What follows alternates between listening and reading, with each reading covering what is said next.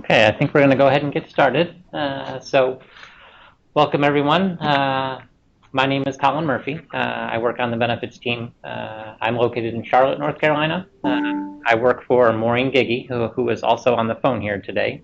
She manages compensation and benefits and recognition for Dassault Systems Americas. And Connie King is on the line as well, who I think probably all of you have met her. She has been here before for you as well. For all of you on the line, welcome. Today's our focus will be specifically on the items that are transitioning here over the next few months. The heavy focus today will be on the benefits, and we'll touch on the payroll and the documents that will be coming to you for signing to transition to Dassault Systems. For today, obviously the focus is going to be on the benefits, and that's the area that I work in. We'll be covering not only who's eligible for benefits, the specific benefits that we offer here at Dassault Systems, and then specifically how to enroll. For No Magic, the transition period is a little bit different than we normally see. Specifically, you're going to be enrolling for December 1st of 2018. Our normal plan year is calendar year, January 1 through December 31. So our employees, the Dassault Systems U.S. employees, are going through their open enrollment period are starting next week as well. So they're making their elections for 2019. You all will be making your elections for December 2018 through December 31 of 2018, as well as 2019. So you're going to be, in essence, doing two enrollments at the same time, but for very different time periods. So you'll need to think about what do you want for specifically December, and then what do you want for 2019. Obviously, the information here will cover both of that, and our benefits are not significantly changing between 2018 and 2019. So just to get us grounded, Dassault Systems globally has a philosophy that we want our benefits as part of our total compensation to be competitive, and is viewed as compensation and benefits as your total rewards, and that also includes recognition. So you'll learn more about things like our Star Awards and our Forwards. That Star Awards are a specific recognition program for North American employees. Forwards are a way to identify and highlight specific group project achievements that have been made that have improved Dassault Systems. So there's different recognition programs within Dassault Systems that you'll learn about. But again, part of the broader focus of Dassault Systems of really trying to incorporate or encapsulate all of those features into a competitive overall total rewards or total compensation package. Here in the U.S., we do focus, we have set specific pillars that we want our benefits to be defined by.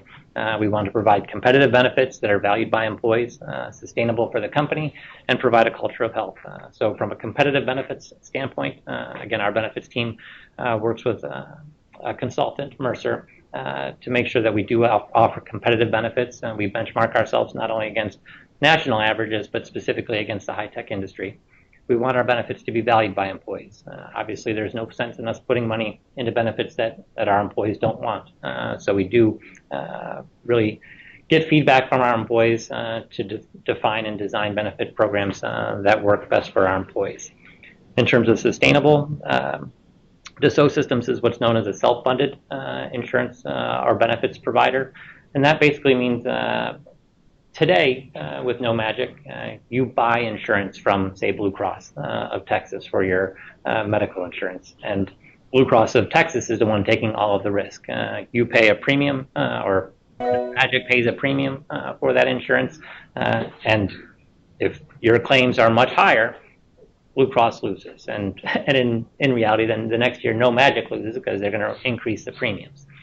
With Dassault Systems, we work with those insurance companies, Blue Cross, Delta Dental, VSP, that we'll talk about later. But what they're experts at is processing claims.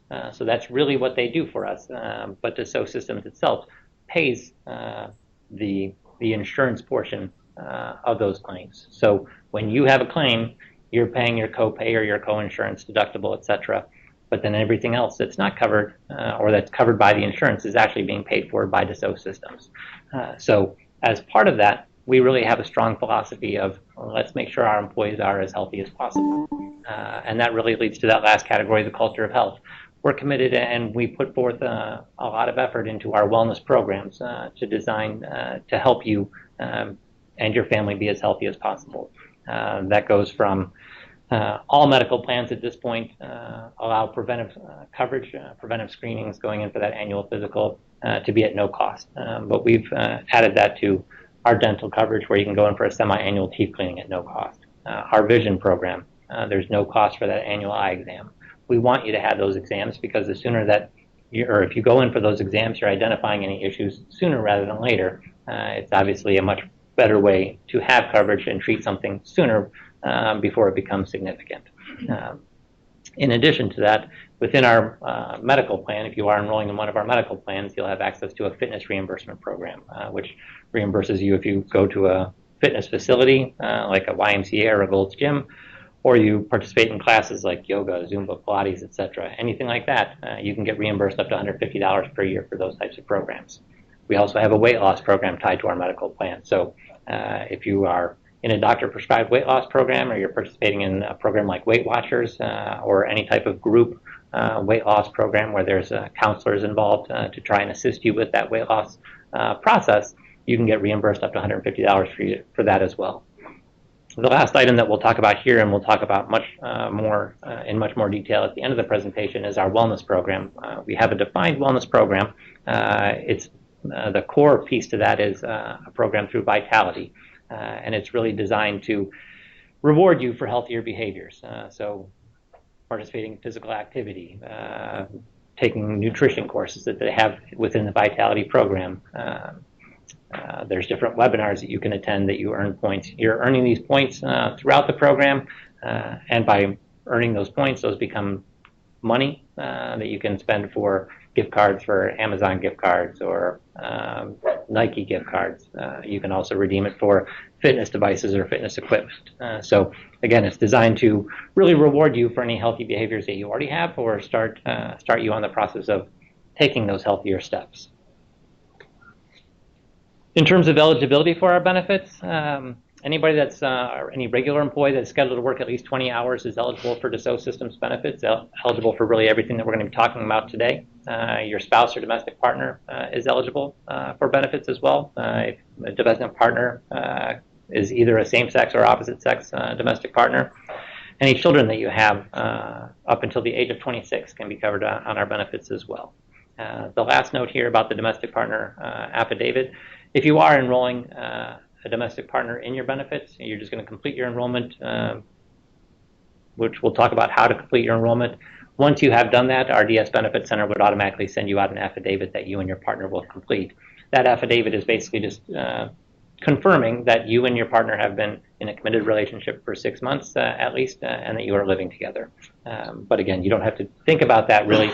Our DS Benefit Center will automatically follow up with you if you are adding a domestic partner. When can benefits be changed? So again, you are doing two things at once. You're going to be electing your benefits for December 1st, and that's for the time period December 1 through December 31. And then at the same time, you're going to be electing what do you want for 2019. So you're doing both what we would call like a new hire enrollment as well as open enrollment. Outside of these two events, you don't have an opportunity to make changes to your benefits during the course of the year. You're going to be making, unless you have what's called a qualifying event. Qualifying events are things like getting married, having a child, adopting a child. If you have benefits through your spouse and those benefits end, those would be examples of qualifying events that do allow you to make changes to your benefits during the course of the year. So after this enrollment that you're doing now for December and January 1st of this year, every year around October, November, you'll have that opportunity to make changes for the following year. But I can't stress enough, and this is the piece that I'm nervous about, is making sure that you're electing both the December elections as well as the January and not screwing that up. So I'm going to be monitoring that throughout just to make sure, but again, keeping things like that in mind, and we'll talk about that specifically around things like flex spending accounts where, again, if you screw up and you signed up for $2,600 out of a medical flex spending account for December, but you really meant for it in January. That's the kind of thing that we want to avoid.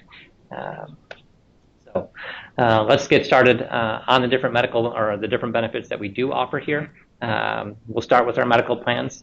So you are already with Blue Cross of Texas today, and you offer similar plan designs to what Dassault Systems offer. In our case, we're through Blue Cross of Massachusetts. What the good news is that, again, when you're with Blue Cross, you were in a PPO plan before. All those doctors that were in network for you before, they're still in network through Blue Cross of Massachusetts. It's a national network. Obviously, we have employees across the country. I think we're in about 44 or 45 states at this point. So we're used to, or we want to make sure that we've got a broad network that is covering all of our employees. So the fact that you're already with Blue Cross, that makes this transition much easier. The three plans that we do offer are called the copay plan, the co-insurance plan, and the health investment plan. The nice thing about this is we think that all three plans are very good. They're designed differently, and we're going to talk about that in a few slides. But they offer specific attractiveness for each benefit. So it's really much more about what makes the most sense for you as an individual or for you and your family, more so than one benefit is much better than the other. It's really about three plans that are what are considered fairly equally valuable, but it's just a matter of which one makes the most sense, which fits with your specific family needs. And what I mean by that is all the services that are covered under one plan are covered under all three. So it's not like you're choosing a plan because one offers chiropractic services and the others don't. Every service that is covered under one is covered under all three. It's got the same, all three plans have that same national network of providers. So you're not choosing one plan because your doctor is in network with one and not the other. It's the same network for all three. And that obviously applies if you have children, perhaps that go to college in a different state or something.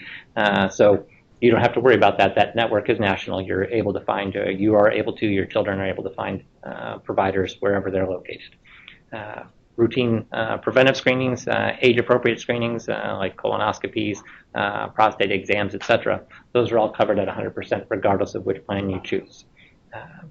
All three plans give you access to telehealth. I don't know how familiar you are with telehealth or if you've used it before.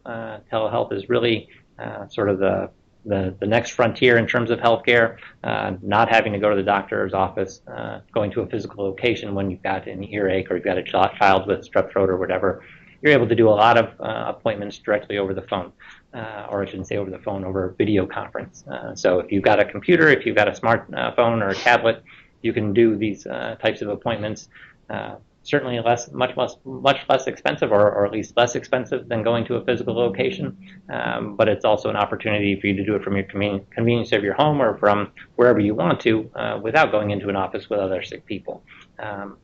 It's also seen a significant amount for behavioral health or mental health visits. So again, there's access to doing a therapist session 24 hours a day, 7 days a week. So if it's convenient for you to do it from home on a Friday night, you can do that. You have access. You don't have to wait for appointments that are in what would be considered normal business hours for a physical location. And then the final thing in terms of the plan similarities is what we talked about before, that fitness reimbursement and the weight loss reimbursement. Again, regardless of which medical plan you're enrolling in, those benefits are included. Where you start to see the differences between the three plans are the cost of coverage, meaning the amount that you're paying for each benefit out of your paycheck. The cost of care, meaning what you pay in terms of deductibles, coinsurance, or copays. And then the last one is the tax-free savings accounts. So if you're enrolling in our coinsurance or the copay plan, you'd have access to a healthcare flex spending account, whereas if you're enrolling in the health investment plan, you'd have access to a health savings account. And we'll certainly dive a bit deeper into those two different, or the difference between those two options. In terms of what you pay out of your paycheck, we have good news in terms of how we or what we've seen in terms of usage and performance of each of these plans. The coinsurance and the health investment plan really, I think for the second year in a row now, those rates have not increased. So our employees' usage has been at what our expected outcome was when going into the year. So those rates have been the same for 2018. They're the same for 2019 as well. The copay plan hasn't seen an increase or was above what our expectations were. So you do see a minor increase in their contribution. So when you're looking at that 2018, that's what you'd have deducted out of your paycheck for 2018, whereas obviously if you continue in the copay plan in 2019, the rates will go up slightly for the 2019 year. Again, these deductions are coming out of your paycheck biweekly. You're paid biweekly now, so I think that's normal for you. But these are the amounts you'd have deducted from your paycheck, depending on which medical plan you choose.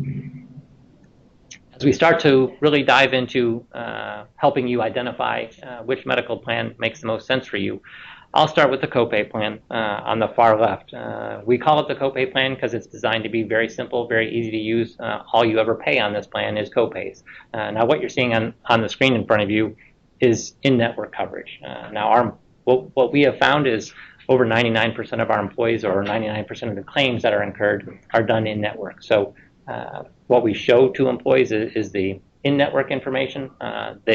Each plan does have the ability to go out of network as well. You're paying more if you do go to an out-of-network provider. But with the copay plan, you'll see that there's no deductible on this plan. What you're doing is you're paying copays for any type of service that you have. If you're going to see a primary care physician or a specialist, you're going to pay $25 to $35, depending on the type of visit that it is. Emergency room, you pay $100. MRIs and CAT scans, you pay $30. And then finally, telehealth is $15. Those are all the copays that are associated with the copay plan. So if you're not seeing it on the screen there in front of you, there isn't a copay associated with it. You're covered at 100%. So this plan is really designed to be very simple, easy to use, easy to understand, and you know going into the year approximately what types of expenses you'd have during the course of the year. So it's designed for that person that wants that insurance aspect. They're willing to pay more per pay period for it, and at time of service they have a very known fixed expense that they would have at point of service. I'll go to the far end now, the health investment plan. It's, I suppose, the most different from the copay plan. Health investment plan is what's known as a high deductible or consumer-driven health plan, which you all have access to today, and there's not many that are enrolled in it. High deductible health plans are defined by the government. The IRS sets what that minimum deductible can be. Dassault Systems has a history of always going with what that minimum deductible is. So in this case, for 2019, it's 2018 and 2019, it's $1,350 for individual coverage or $2,700 for family coverage. You have an out-of-pocket maximum of $2,600 for individuals or $5,200 for family. Basically, what that means is that's the most that you'll spend during the course of the year. And then any type of service that you have, you're paying 100% of the cost of those services until you've reached your deductible limit. Once you've reached that deductible limit, then you're covered at 90%. You're paying 10%. So again, this plan really is thinking about your health care long term, not thinking about it from a calendar year perspective, because what the attractiveness of a high deductible health plan, or in our case, the health investment plan, is your access to a health savings account. We're going to spend more time on the health savings account in a few minutes, but what Dassault Systems does for people that enroll in the health investment plan is we make a contribution on your behalf into that account. So in this case, for 2018, there won't be any contribution for that 1 month period. You can't make contributions when you're enrolling as of December 1st. But for 2019, there would be a $750 if you're enrolling in employee-only coverage, or $1,500 contribution if you're enrolling in employee plus spouse, employee plus children, or family level coverage. So that goes in with that first pay period of the year, and it's designed really so that if you do have an expense at the beginning of the year, at least those funds that the company has put in are available to you to help pay for any of those types of expenses. Okay. So again, health investment plan is, for most of you, is probably quite different, where when you're going to a doctor's visit today, you're paying some sort of a copay. In this case, if you go to a doctor's visit, it's probably somewhere in the neighborhood of $130 to $200 for a primary care physician. You're going to receive a bill for that amount. So it is just a different philosophy, a different way of thinking about it. But again, the company does give you that contribution to help you with those types of expenses. The coinsurance plan, the one in the middle, is there appropriately because it has some features of both in it. The coinsurance plan does have a deductible like the health investment plan, but it's obviously much lower. It's $250 per person, up to a maximum of $750 per family. It has copays for office visits in the emergency room, so you have that comfort level. If that's typically what you're doing, is just going in for office visits for you or your family during the course of the year, that coinsurance plan gives you that flexibility of just knowing I'm going in for, I've got the flu or whatever, I'm going in for that office visit, I'm going to pay that $25 or that $35 for that visit, and the same with the emergency room. Where you start to see it differ from the copay plan is when you're looking at the MRIs, CAT scans, going in for an inpatient hospital stay or an outpatient surgery. You're responsible, or you're going to pay that deductible first, and then you're covered at 90%. You're paying 10% for those services until you reach your out-of-pocket maximum. So, again, it's giving you some flexibility giving you some level of comfort in terms of the things that you normally do. Those office visits do just have a copay. It's giving you that protection for the emergency room of just $100 copay. But other services, you do have that coinsurance and deductible that you'll be paying up to that out-of-pocket maximum. Okay. Our medical plans, when you are enrolling in one of our medical plans, you'll automatically be enrolled in a prescription coverage, and this I expect it is different. Today, you have that Blue Cross ID card, and when you go to the pharmacy, you're showing that Blue Cross ID card.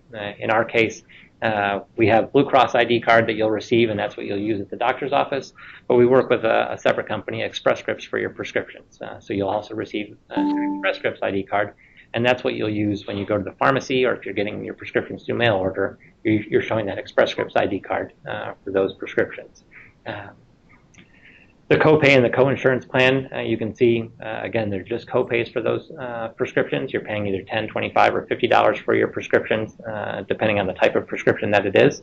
And then we do, again, have the opportunity for you to get prescriptions through mail order, where you're able to get 3 months of prescription for the price of 2. So if you're on any type of maintenance medications, this is giving you the opportunity to get some savings and getting only paying for 2 months of prescription and getting 3 months of prescription for that.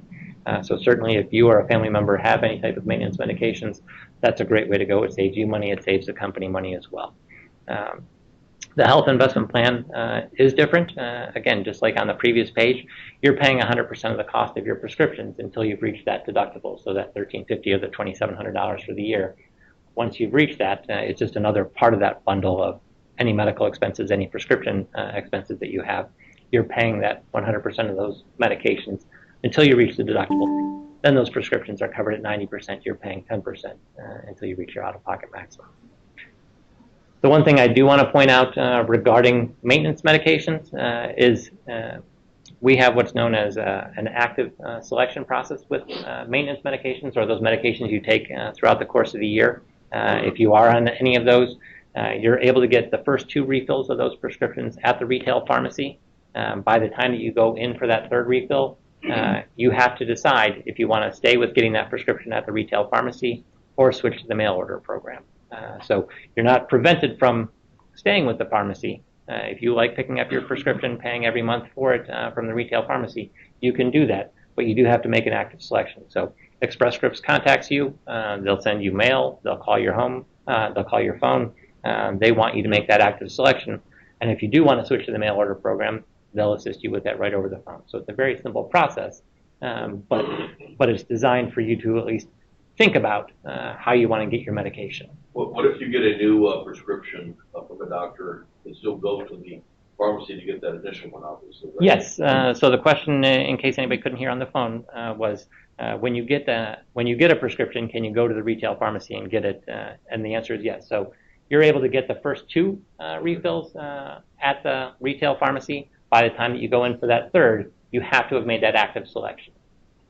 I have one question. What is the difference between a preferred brand name and a non-preferred brand name prescription? Sure. So let's start with generic. Obviously, is generic. That just means that medication has been on the market long enough that companies can make a generic version. Preferred brand name is what the prescription Express Scripts. I'll give the example of, let's say, Tylenol and Advil basically do the same thing. Now, I know they're not prescription drugs, but they basically do the same thing.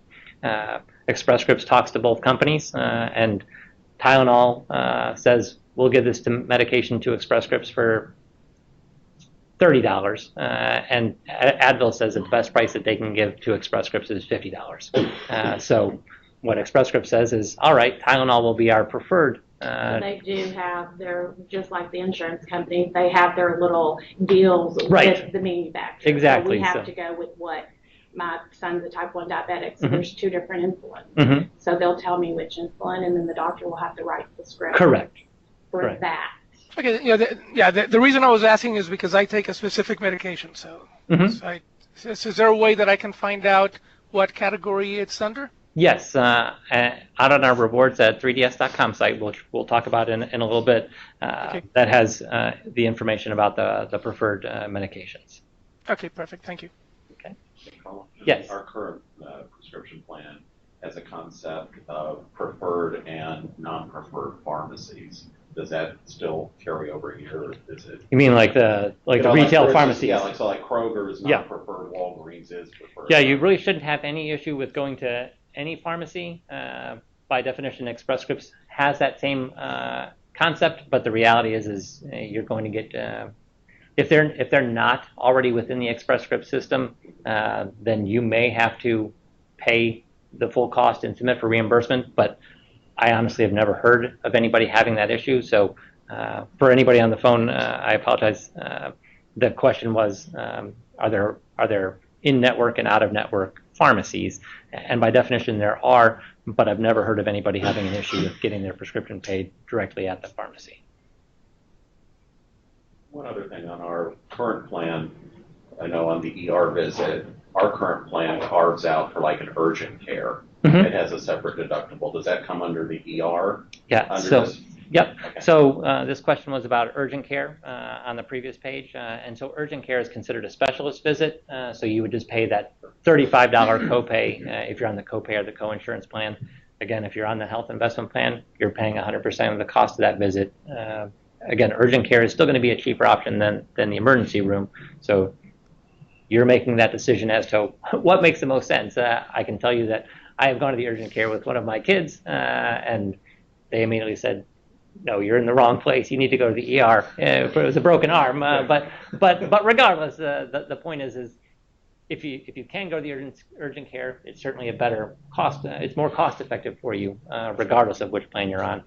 And if they can't treat you, they'll certainly let you know. Okay. Any other questions about medical or prescription? Okay. Actually, I went through quite a bit of this already. I forgot that I had put this slide in here. The SO Systems really does, this is back to we want to be sustainable. So there are a number of programs built into our prescription plan. Yeah. I got one question. On the health savings plan right now, we currently have a maximum per year out of pocket, and then everything is free, but obviously this still requires 10% no matter what after you hit your deductible. Correct. Even though the deductible is lower. Okay. Correct. Yeah, so So that. if you're having surgery or something like that, then that could be a big deal. Paying about Right. surgery. Well, You still have an out-of-pocket max. right. There is an out-of-pocket max. It's a $52 or $2,600 or $5,200 is your worst case scenario.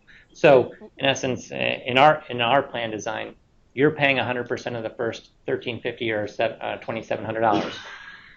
Once you've paid that, then those services are covered at 90%. So you're paying 10%. So let's say you have a $25,000 inpatient. I did a number and I'm going to have trouble doing it in my head from a math perspective, but whatever. And you're on the family plan, you'd pay the first $2,700 out of your pocket, and that leaves you with whatever, $22,300. You're paying 10% of that, so $22,300 would be $2,230 of that remaining out-of-pocket max, which is leaving you, which you still haven't reached that $5,200 by doing so. Okay, so you're still going to have about another $500 worth of out-of-pocket max. That's, again, co-insurance that you're paying until you reach that. Now, again, any expenses that you incur after $5,200, that's covered at 100%. So any other services you have that year, regardless of whether it's a prescription drug, whether it's an office visit, an emergency room, whatever, once you reach your out-of-pocket maximum, and that really goes for all three plans, once you reach your out-of-pocket maximum, you don't pay anything else from a medical or prescription plan coverage for the rest of that year. Okay. More clear. Okay. So with our prescription program, we've built in several items, in essence, to ensure that our employees are using the medications appropriately, but also that are cost containment. So step therapy programs, again, is a way to work from, in reality, lower cost medications to more expensive medications based on trying these medications. Prior authorization is just, again, making sure that your doctor has authorized that medication before you are receiving it. The generic drug program is really designed to, if there is a generic medication available, that you're trying the generic medication first. If the generic doesn't work in your case, you still have the ability to get a preferred or non-preferred medication as well, but starting with that generic to see if that works. So is it January 1st? Is that the reason it's not December 1st on this? No, and I'm sorry. That should be, this program is already in place. That's my bad. So December 1, this applies to you. All of these items, the step therapy, prior authorizations, etc. Okay, well, even though we're switching it December 1st, Oh, right. but we still carry over for the rest of that 1 month whatever deductibles we have until the end of the year, I believe still, or is that not true? No, your deductibles are starting They're December reset 1. for 1 month. Right. Reset for 1 month. Right. So they start over. So even if you hit your deductible already for the year. Right, which your plan year was December 1 through December 1. But the numbers, I thought, from my memory, unless I'm wrong, was until January 1st, whatever you hit, you stay. So if you hit your deductibles, you still don't pay anything through the end of the year. At least that's the way I've been going to the doctor, and I see the bills. And I thought they were plan year, not calendar year. no, they're calendar year for the numbers. It's what I remember.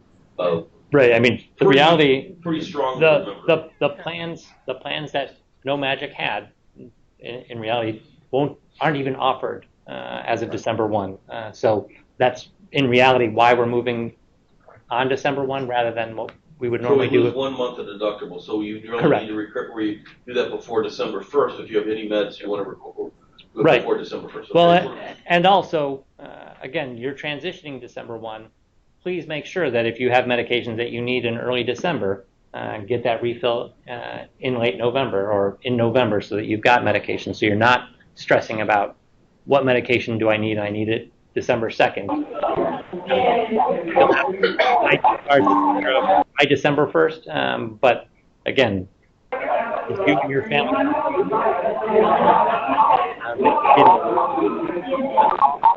can somebody put their phone on mute? But again, make sure that you think about if you do take some sort of maintenance medication that would normally run out in early December, try and get that refill under your current plan so that you have a few weeks of buffer going into December. Will the insurance companies probably limit your number that you can get to, so they won't do a 90-day supply if they're? No, they shouldn't. They shouldn't. Okay, so recommend getting 90-day supplies. Yeah, absolutely. That way you have the other good news is again, if you're getting it on the No Magic plan, that's fully insured. That's already been paid for, and you're not paying Blue Cross of Texas any further. But regardless, it's mostly just about making sure that you're getting those medications and you're not stressed come early December that you have any issues with whatever your medication needs may be. How about, for example, preventative care? If I go on December, can I go next year, for example, on September? Yes, so annual physicals, let's say, they are calendar year based, so you don't have to wait a 1 year period of time from whenever you go. So you can go in December, you can go again in January if you wanted to. Okay. So flex spending accounts. Flex spending accounts are ways that you can put aside money pre-tax to pay for eligible expenses. So these are great ways to save money on expenses. The flex spending accounts is my biggest concern for you from your benefit elections for picking December benefits as well as January.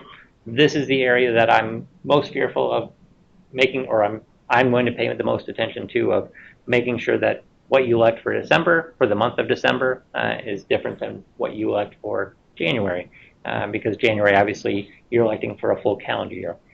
But flex spending accounts are, again, ways that you can put aside money pre-tax to pay for those expenses. You're saving tax money for, in the case of a healthcare flex spending account, this is an opportunity for you to put away money pre-tax to pay for any type of medical, dental, vision, or prescription drug out-of-pocket expense that you incur. Isn't that $3,300 for some? Like once you're above a certain age? No, these are IRS limits at this point. For the flex spending accounts, and we'll talk about health savings accounts in a minute. Two different things. Yeah. Like we're on HSA, we don't. Right. So flex spending accounts are calendar year. They're an opportunity for you to put aside money. Again, the IRS from a healthcare flex spending account. This applies to people that are enrolling, if you're choosing our copay or the co-insurance plan, the healthcare flex spending account is the option that you'd have.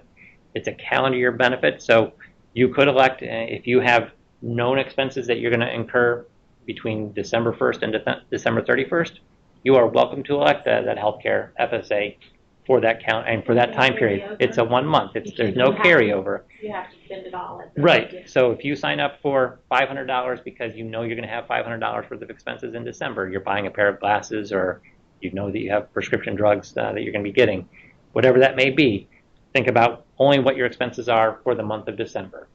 Okay. And again, you can do that, but just make sure you're paying attention to it's December 1 through December 31. That's the time period that you're looking at. And then secondly, you're making an election for 2019. And that's from January 1. It's Right. a use it or lose it, right? Not Yes. like the... It is absolutely use it or lose it. And that's why it's so important that you're really thinking about, you have 1 month plus a 1 year period of time. Those are two separate elections. So if you have known expenses for December, go ahead and sign up. If you're not sure, don't sign up for December and think about really what you need for 2019. So if my kid's getting braces in December. That would be a prime opportunity. So the item mentioned was they have a child getting braces in December. That would be a prime reason to sign up for a healthcare FSA for the month of December, because you're able to put aside those funds in December pre-tax to pay for that. But again, flex spending accounts are what are called use it or lose it. So it's focused on the time period in question. In your case, December 1 through December 31, or 2019, January 1 through December 31. You want to think about what types of expenses you're going to incur in that time period. That makes sense for you to put aside money for that. The healthcare FSA does give you a debit card. You can use that at point of purchase if you want to. You can also pay out of your own pocket with a credit card that you earn points on. A lot of people do that, and then submit for reimbursement from that healthcare FSA. What about the cards from the life insurance? You can use it. Right. Oh, yeah, that's yours to take, or you can use it. Is that for the health savings account? Right. So the question was about the old, the No Magic health savings account. Again, you've got a health savings account that we'll talk about health savings accounts in a minute and what you can do with that. But right here on the dependent care FSA, again, it's calendar year based. So you've got a December 1 through December 31. So if you have child care expenses for the month of December, absolutely, you can put aside money in that dependent care FSA to pay for those. But again, then separately think about January 1 through December 31 of 2019, putting aside up to $5,000 pre-tax to pay for those types of expenses. Again, our plan years are January 1 through December 31. If you do sign up for a flex spending account, it's not a grace period. You have a claims period. You have until March 31st of the following year. So if you're electing in December, or for that December time period, you'll have until March 31st of 2019 to submit for reimbursement. The claim has to still be incurred between December 1 and December 31, but you can get reimbursed through March 31st of the following year. For the 2019 year, you'll have until March 31st of 2020 to submit for reimbursement. Okay. Any questions about flex spending accounts? Okay. Now we'll move on to the health savings accounts. It sounds like there's more people that know about this or are participating in this than I thought. The health savings accounts are specifically for people that are enrolled in the health investment plan.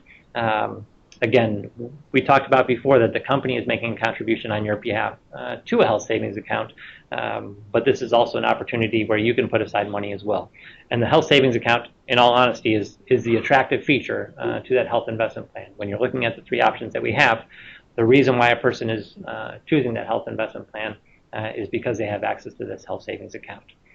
Health savings accounts are a lot like what we just talked about with the medical flex spending account, where you're able to put aside money pre-tax for any type of out-of-pocket medical, dental, vision, or prescription drug expenses that you incur.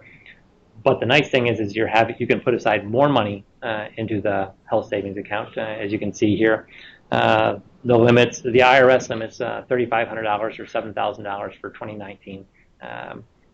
The company is making a contribution on your behalf, so you're limited to the $2,750 or the $5,500 going into your account from your own paycheck. Again, you can choose any amount up to those to contribute into your health savings account. But you're putting that money in, and you're not necessarily thinking about it from a 2018 or a 2019 perspective. You're thinking about it from a long-term perspective. You're putting aside money. Yeah, go ahead. You mentioned that the zone goes to 750 at the start of the plan. Mm-hmm. Actually, every year, every calendar year. I'm assuming that that's not going to be the case for December. It isn't for December, and that's specifically just because the IRS doesn't let you fund when you're enrolling in it as of December 1st. Yeah, but come January 1st, with the first payroll of January, I think it's January 3rd, that $750 or the $1,500 would automatically be added to your account with that payroll. I have a question for those of us who already have an HSA. Do we transfer the existing funds from the current HSA to this HSA, or how is that handled? You certainly can.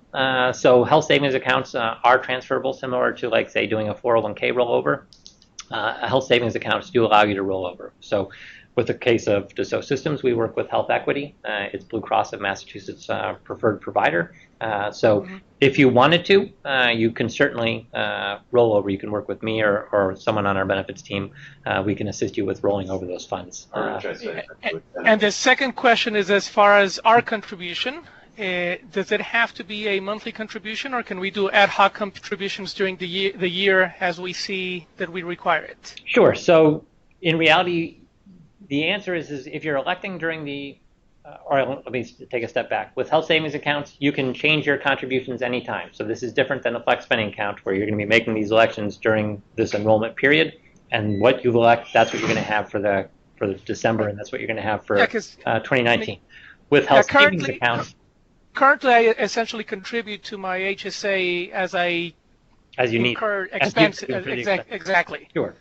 So with the health savings account, you can elect during this enrollment period and set up what you want deducted for the full year. But at any time, you can change that. So you can call our DS Benefit Center, increase it, decrease it, stop it, start it whenever you want. Obviously, it's coming from a per pay period deduction. But my question is, if I don't want to do it from the pay period, like currently I just have my HSA linked to my checking account, and if I need to transfer money into the HSA, I just do a lump sum transfer. Is that available today through your provider? Yes. So from a paycheck perspective, that's obviously where you're having deductions from your paycheck pre-tax. You're having those deductions taken from your paycheck pre-tax. And you can start, stop, change those contributions at any time. If you're just looking to do lump sum contribution, you can do that at any time directly with Health Equity. So if you aren't making contributions through payroll, you just want to put in $5,000 in one time for the year, you can absolutely do that, or however many times during the year you can do that. Please note, though, obviously, when you're doing that, when you're not doing it through the payroll deduction, you're contributing post-tax dollars to your account. You're going to end up getting your tax savings when you file your annual tax return. So correct. You're not getting that tax savings immediately. You're going to get it when you do that annual tax return. Yeah, understood. And I forgot what I was going to ask. It's okay. Okay. Sorry. I have a question, and maybe Bob can answer this because part of it's for this year. Yeah. My wife, until the end of June, worked for the company. She retired. And so she was on an individual policy, so was I, with So my question for that is, how does that work if Joyce was individual for half the year and then we're under the family insurance for the rest of the year? Is the deductions are still the same per person, or how does that work? Do you know? If you're under would be under the employee spouse. Well, you're actually Right. family. Family. Well, Right. he's under family, so Right. yeah. So. Well, now I'm under family, but we were for half the year, a little over half the year, or half the year. Right. I can answer this. So in terms of how much can you contribute during a calendar year, basically what they'll say is you can contribute up to the family amount, presuming that going into the next year, you're also going to remain in that high deductible health plan. So the short answer is they could do the math. Like if you switch to, say, our copay or the co-insurance plan, they can say that we'll look at it on an average based on the amount of time you were individual versus the amount of time you were a family. It was half the year. Exactly. Right. But if you're going into, if you're continuing in the health investment plan, they'll let you do that full amount, that full annual maximum. For family, yeah, right. That was obvious for the next Right. year. But I was Right. No, that's this what I'm saying. year. If you're continuing in the plan for this year, because next year you're going to continue in the plan, they'll let you do the full family max this year. Okay, that still kind of didn't answer my question. Oh. Half the year we both were on our own plans. Right. We had a maximum amount. We may have maxed out. I thought we You maxed out. both maxed out prior. He's talking about his HSA. Right. So they're both on an individual basis, and they both maxed out much earlier this year. So from that standpoint, they're done because they're individual. They maxed out on an individual basis. Okay. So then for this year we're maxed out on an individual basis. For next year we'll be a family plan. Right. And the family, the two individuals equaled a family max. You're referring to this December time period of what you could contribute for December. But we already maxed out. Okay. Yeah, they're both done. Okay. Fair enough. Calendar 18. Okay. Colin, I remembered my question. Okay. Our current HSA provider, or my Optum, which is with whom I have my HSA, if your balance on the HSA account is below, I believe, $2,500, they take basically a monthly charge fee. Is it the same case with your provider? Yes and no. So as long as you're enrolled in our health investment plan, then the fee is waived. Okay. If you either switch to another DS medical plan or you leave the company and your balance is below $2,500, there is a $3.95 monthly fee. Okay. So for any of you that aren't as familiar with health savings accounts, I just want to quickly walk through the advantages of a health savings account. So again, the money's going into your account pre-tax. If you incur expenses this year, you can reimburse yourself from that account. Obviously, you're getting that money back. It's tax-free as well, so you're never paying taxes on it. Or you can pay those expenses out of your own pocket and leave your money in your health savings account for now. All of your claims from your medical, dental, vision, prescription drug, that information is automatically going to feed to that health equity system. So you can go into this health equity account, it's like a bank, and look at your account and you look at the claims at any time and reimburse yourself for those expenses, whether it's now or 20 years from now. You can go into that account and reimburse whatever claims that you've incurred. So that claims information is sitting out there. You can see it. You can reimburse yourself whenever you want to for it. Or again, you can leave the funds in your account, and the reason why you may want to leave your funds in the account is you have the ability to invest these funds. So very similar to a 401k account, you can have these funds put into your account pre-tax. Once your balance is over $2,000 in health equity, you can invest these funds and obviously have these funds work for you for the long run. So that's the attractive feature. The other nice thing is really why a health savings account is in all honesty a better investment choice than even your 401k is because, again, as long as you're reimbursing yourself for eligible medical, dental, vision, prescription drug expenses, you're never paying any taxes on those monies. Whereas with your 401k, you're going to pay taxes either when you put the money in or when you pull the money out. This, as long as it's for an eligible expense, you'll never pay taxes on those funds. So it's got the investment option like a 401k, but you're paying no taxes on these funds. as long as it's for an eligible expense. And I'll just add in this number because it's really sort of the reason why a person signs up for that high deductible health plan. Fidelity calculates every year what they expect the average couple to incur in terms of expenses from the age of retirement through end of life. So right now they're calculating that your medical related expenses for a couple is to be about $280,000 for a person retiring this year. So that's from age 65 till end of life. So that's $280,000 that you're going to be paying from whatever retirement savings account that you have. So if you're paying it from your 401k or from an IRA, you've paid taxes on that funds either when you put it in or when you're pulling it out. With the health savings account, over time you can start building up this account and you'll have these assets to pay for those expenses in retirement. And that includes things like you'll pay for Medicare. There's Medicare supplements that you can be buying. You can use your HSA for that. So it's changing the mindset of thinking about, I'm enrolled in a medical plan, all I'm concerned about is this calendar year. This is giving you the opportunity to start thinking about healthcare from a long-term perspective. So I know I've spent a lot more time talking about medical and specifically the health investment plan and the HSA, just because I think it's very different than what a lot of people are used to. Certainly if you've been working for 10, 15, 20 or more years in the U.S., the reality is these high deductible health plans have only been around for about 10 years and prominent for about the last 5 years. So a lot of people aren't as familiar, but there are a lot of attractive features to it, but it's not necessarily right for everyone. And that's why we do offer these 3 different plans. You choose whatever you like. It doesn't matter to us other than we just want you to choose what's right for you and your family. If you typically spend that money every year anyway, on medical expenses Right. reimbursement anyway, then you're probably not better off having a health savings account. You're better off with the other account, correct? No. Well, I mean, in this case, with a health savings account, there's two attractive features. One is the company is giving you $750 or $1,500. So now that out-of-pocket maximum went from what we list as $2,600 or $5,200. Let's just take family because that's what you said you're going to be enrolled in. Your out-of-pocket max is $5,200. In reality, your expense is $3,700 because we gave you $1,500 towards it. Okay. Now, on top of that, you're able to put in $5,500 into that health savings account.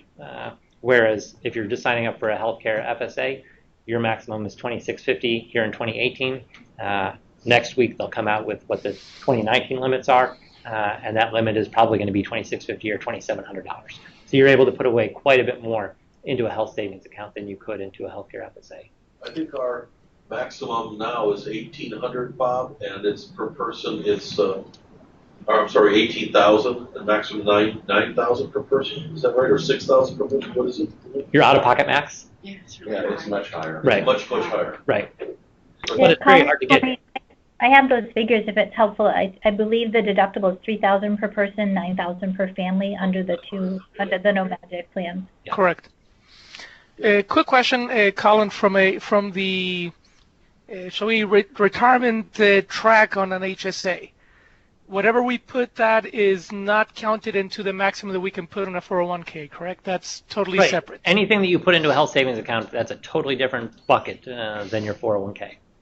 Okay, so as far as the maximums that you can contribute for IRS, it's two Right. separate code Yes. bases, and it doesn't Yes. affect. That has no impact on the other account.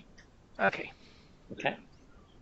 Okay. So I had a question. You had mentioned that it was $395 a month for initial fee if you weren't part of DSO or part of the other plan. Mm-hmm. And that's if your balance is below $2,500. Right. Mhm. So is it possible to sign up for a health savings account even on the copay? No. Okay. No. Okay. Health savings accounts, that's the IRS. That's the bonus that the IRS is giving you is access to a health savings account because you're in a high deductible health plan. They don't let you. You have to have that minimum deductible, that $1,350 or the $2,700, just to have access to a health savings account. So if you have a surgery or you have medicines that are expensive, it is still a good deal to do the health savings account. That's Yeah, I mean, I will say this. One of our employees who works in finance has spent a lot of time with me. because he was skeptical of the health investment plan when we initially rolled it out. He couldn't figure out how or why this made sense for anyone. And then, I'll say unfortunately, because he doesn't work in benefits, I don't necessarily want him out evangelizing to employees, but he is at this point now probably the biggest evangelist of the health investment plan of what from a math standpoint, it's hard to argue with the health investment plan, but people aren't necessarily choosing their medical plan based solely on the math of what makes the most sense. Yeah. Some people say that copay plan, I'm willing to pay more. I mean, the reality is some people in this room are going to say, you know what, that amount of money per pay period, that's less than what I was paying under No Magic. I'll go ahead and just choose that one. I know I'm paying more for it. I'm probably overinsured because I could sign up for the co-insurance or the health investment plan and spend less out of my pocket. But it's just worth it to me. I don't want to think about it. That's some people's mindset, whereas others are diving into the math and saying, boy, that health investment plan, you can't beat it. But again, that's why we offer all three plans, so that they're all good. It's just a matter of what are you comfortable with? What do you want to enroll? Right. I've had a couple of hips and a knee replacement. It was very valuable. Yeah. And yeah. And just the meds alone associated with that, you max out pretty quickly. Right, exactly. And once I have another employee that we've gone through this, and she has a child that has significant medical issues, and they max out around March or April every year, just because. And again, the $1,500 that the company contributes, mathematically it worked for them, but also the reality of with the out-of-pocket maximum, they reach their $5,200 by March or April. They're going to hit the out-of-pocket in reality probably on each plan, but from March onward, or March or April onward, she doesn't even see any more bills for that year. So again, she's a high user, but it's just worth it to them of, we'll just pay out that $5,200 in essence for these claims over these first few months of the year. And then after that, I don't pay anything for the rest of the year. So it can work for everybody. That's the reality. All three plans, again, I think you won't go wrong with any one of the plans. It's more a matter of what are you the most comfortable with. I've been on HSA since we've had it offered. Oh, good. What about that asterisk on the bottom? Hey, Joe was asking about this. Age 55 or older. Yes. So if you are turning age 55 or older in 2019, you will have the ability to put away an additional $1,000 in that health savings account, and that's on an annual basis. Once you reach age 55, it's a similar catch-up contribution to what you have with the 401k, just a different year. 401k is age 50. With the health savings account, it's age 55. I believe I saw. Colin, Colin, I do have a question on the out-of-pocket. Because of how different plans handle the the personal and family. In our current plan, once I have basically my wife and myself. Mm-hmm. Each one of us has a $3,000 deductible, and there's the $9,000 family deductible. But once I've met my deductible, everything for me is already done. Right. So all my expenses let me address that. I'll address that. So with our co-insurance plan, you can see that it's $250 per person to a maximum of $750. So if you've got two people in your plan, in reality, each person would have their own $250 deductible. So your worst case is really $500 if there's just two of you on the plan. Similarly, if there's 5 people on your plan, each person would have a maximum of $250, but then you'll cap out at $750 on the I'm looking at the health investment plan. Right. So in this case, with the health deductible and out of pocket. Right. So the health investment plan, the out-of-pocket max, does work differently than the co-insurance plan, and that basically means one, if you are enrolled in employee plus spouse or employee plus children or family coverage, your deductible is $2,700. Okay, so it's not calculated on an individual basis. Okay. Right. So one person can incur all the expenses for that $2,700, or some combination of all your family members. Same thing for that out-of-pocket maximum.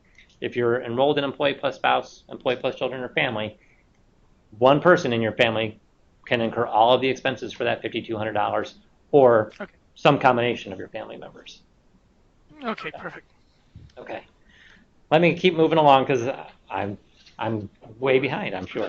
Dental plan. We do offer a dental plan. It is through Delta Dental. From from a plan design perspective, I don't think it's terribly different. I know that our calendar year max and the orthodontia are higher. But this is allowing you to go to any dentist that you want to, whether it's an in-network or out-of-network, and your services are going to be covered as listed. So you can go in for semi-annual teeth cleanings at no cost to you. Basic work is covered at 90%. Major work is covered at 60%. There is an orthodontia benefit. It doesn't matter how old you are. It covers anybody on your plan at 50%. There's a calendar year max for that basic work and the major work of $2,000 per person that's covered. So each person has their own $2,000 cap. Once Delta Dental has paid that $2,000 for that individual, they would stop paying for any other claims for that calendar year. Orthodontia lifetime max of $2,000. Again, once Delta Dental has paid out that $2,000 for an individual, they won't pay anything more for that individual. Question. Yes. What would teeth whitening be covered under? Teeth whitening is cosmetic. It's not cosmetic, covered. okay. Yeah. Okay. So I do want to point out a few things on the Delta Dental plan. So first, there are 2 in-networks that you have available to you. So if you are looking for the deepest savings or the most savings, you would choose the PPO network. That has the smallest number of dentists in the country. Or I said it has less dentists in it, but they offer the deepest discounts. The Premier network is much broader. It's probably covering around 75% of the dentists in the country. The discounts aren't as deep, but it is still providing some discounts rather than just walking in the street and going to any dentist. Okay. So is there a difference between PPO price and? No. I mean, again, when you are enrolled in our dental plan, you have access. You're enrolling in a dental plan. You choose where you go to the dentist. It's going to be for one person. It's going to be 505. Correct. Correct. Now, when you go for services, if you go to the PPO network, that's what it's going to be called on the Delta Dental system. Those dentists that are in that network it's going to be the least expensive to you at time of service. The Premier network is going to be less expensive than just going to anybody to a dentist that's out of network. And then obviously you can still go out of network and you're covered what they call usual and customary fees, or what 9 out of 10 dentists in your area charge for services. The other thing I want to point out on the Delta Dental plan is Delta Dental is really encouraging you to make sure that you're going in for at least 1 annual cleaning per year. And the way that they do that is you have that calendar year max, the $2,000. That's the most that they'll spend on you in a calendar year. If you go in for at least 1 cleaning per year and your claims that year are less than $800, they'll roll over $600 to your calendar year max. So instead of having a $2,000 calendar year max in 2019, you can have a $2,600 calendar year max. And that can continue to grow until you get up to a maximum of $3,500. So again, go in for that annual cleaning. By doing so, you have that ability to have funds roll over. And if you do have a year where you've got a lot of dental work, now all of a sudden, instead of being capped at $2,000, you can be up to that $3,500. And I'll also add in one other thing just in terms of this December timeframe. If you can get yourself a dentist appointment in December, go in for that cleaning. The great news is it's going to be pretty hard unless you have some significant dental work that you need in December. That's getting you that cleaning, that preventive service in December, and allowing you to roll over that $600. So going into 2019, you can have $2,600 rather than $2,000 as your calendar year max. I just have an appointment for that. Go again. There's no drawback to doing that. It's a no cost service for you. Is there a list added up? Mine is already.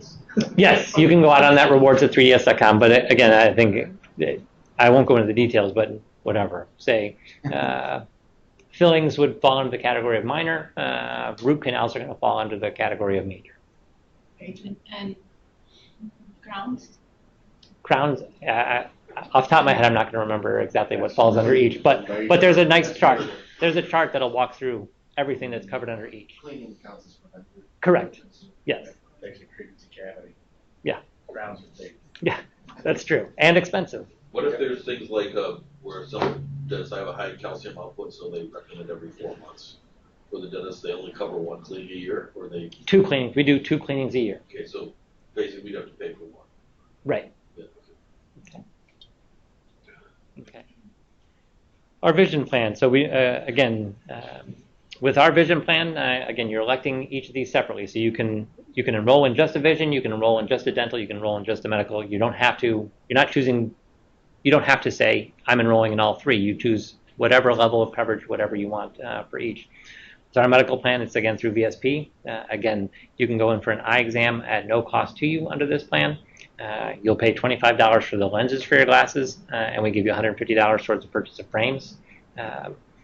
If you wear contacts instead of glasses, you get $150 for the purchase of contact lenses on an annual basis. So pretty much if anybody wears glasses or contacts, you're getting more than your money's back from this plan. This is much more of a savings opportunity for you if you are in need of vision care.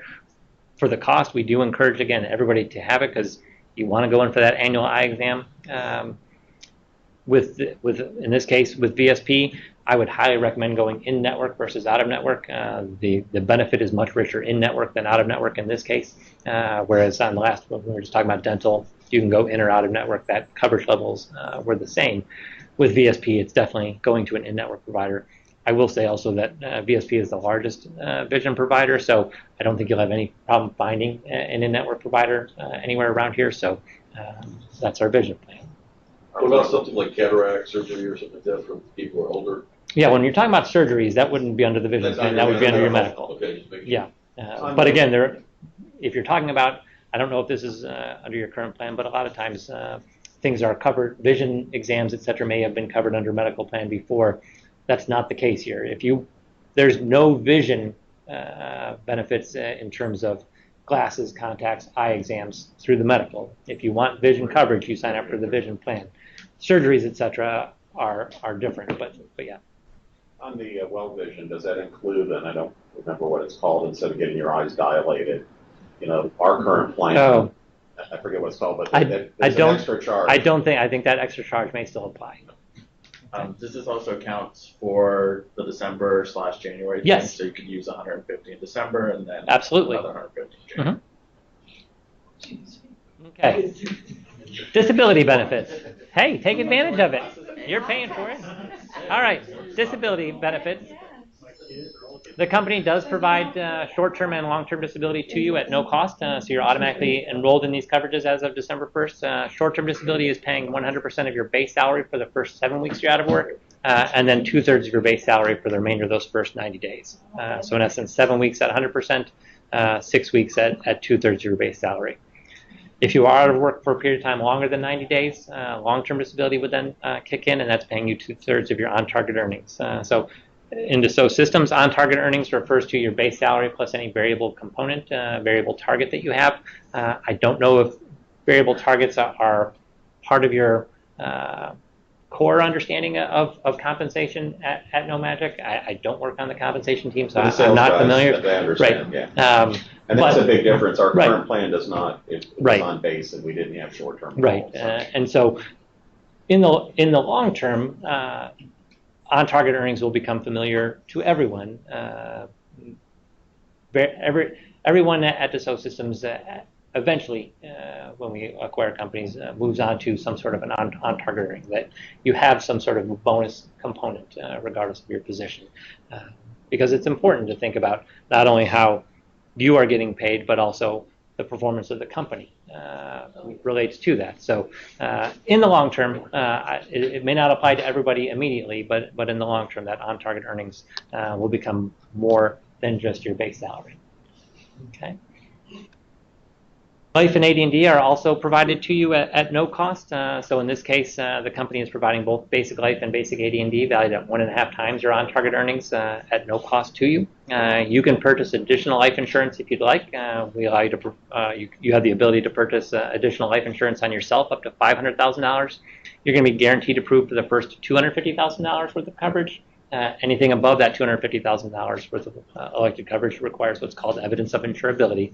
And that's basically where Lincoln Financial, you're going to provide medical history to them, and then they decide whether or not they want to insure you for any amount above $250,000. You can purchase that optional AD&D insurance on yourself up to $500,000, and in this case, there's no questions asked. Dependent life insurance allows you to purchase coverage on your spouse or domestic partner up to half of whatever it is that you signed up for yourself. So if you signed up for $250,000, you can get $125,000 on your spouse or domestic partner. Your spouse or domestic partner is going to be guaranteed approved for the first $50,000. Anything above that amount, and they would be completing that evidence of insurability paperwork. And then finally, child life benefit at $10,000 per child. It's one flat rate. It's $1 a month, and it covers however many children you have up to the age of 26. And are these term life policies, or? They are term life, yes. And I will also just, in case anybody has questions, we certainly, when you go through your enrollment, you'll see the rate information available. They provide very competitive rates for active employees. You do have the ability to continue coverage after termination. Those rates, I'll be honest, are not competitive. They provide great group rates, but when you continue coverage after termination, you are undoubtedly better off you can go to Lincoln Financial on your own and probably get better rates than what they provide. You're still going to provide some medical history, but it's basically they're allowing you to continue without having to go through medical history, without having to go through that evidence of an insurability process. So that's them taking on risk on somebody that they don't know at all. So you do have the ability to continue after termination, but the rates are high. Okay.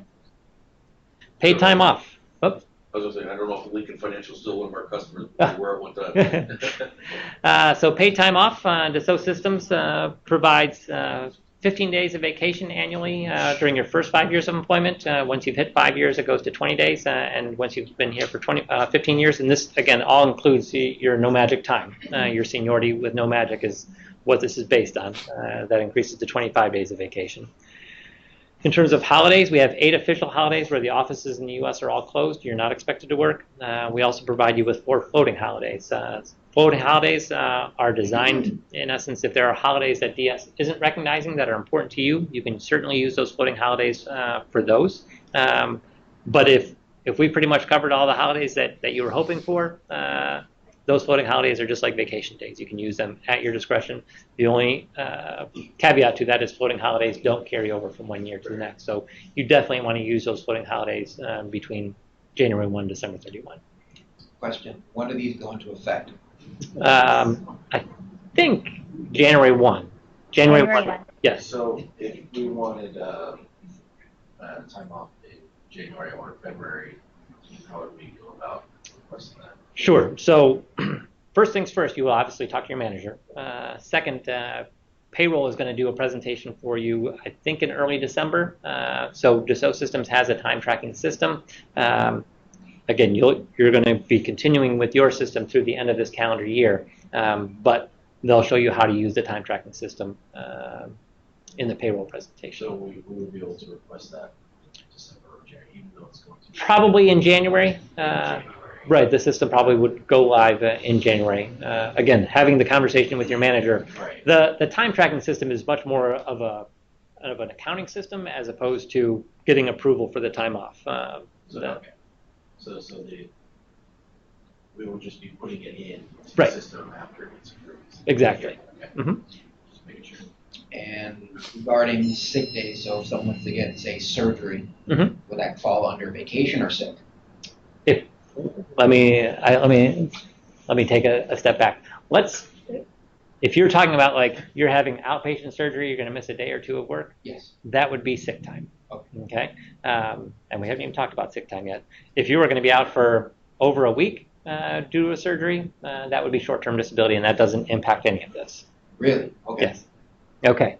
So sick time, I think, is a new concept because you guys had, in essence, a PTO bank and holidays. Sick time is if you are sick, if you have a sick family member that you need to take care of, you can use the sick time for that. So you're getting 10 days of sick time annually. That does not carry over, but every January 1st you start out with a fresh 10 days of sick time. Okay. So I know that the buckets are a little bit different, but you have a lot of buckets to choose from. You've got the 15 vacation, or you've got your vacation bucket. Obviously, you're using that for time with you and your family. The holidays are automatic.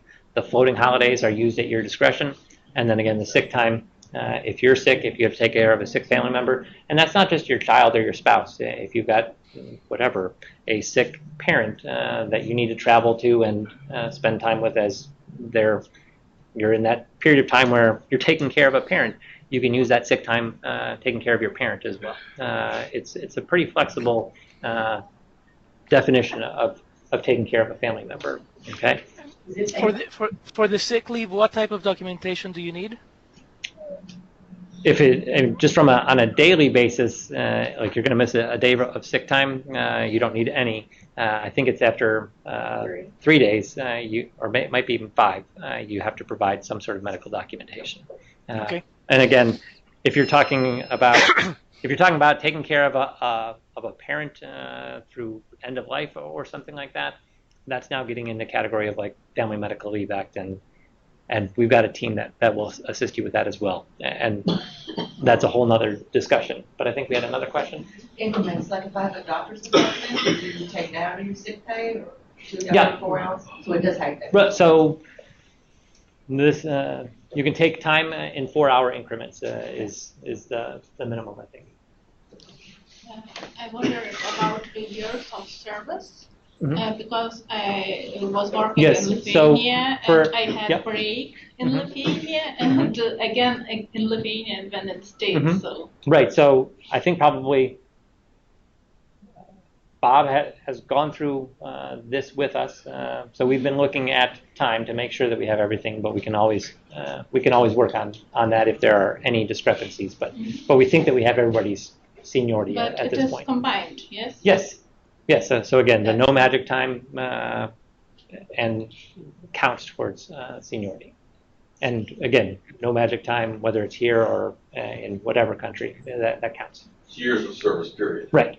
That's why I asked you for all that detail. Yeah, Yes. because I have in total over 8 years, Yes. but Mhm. in States only 2 years. Yeah, So not an issue. What about pets?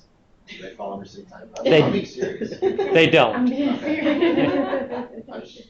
Yeah. Never know. you have 4 days. I have a question. Holidays. Yes. Doesn't count as a dependent.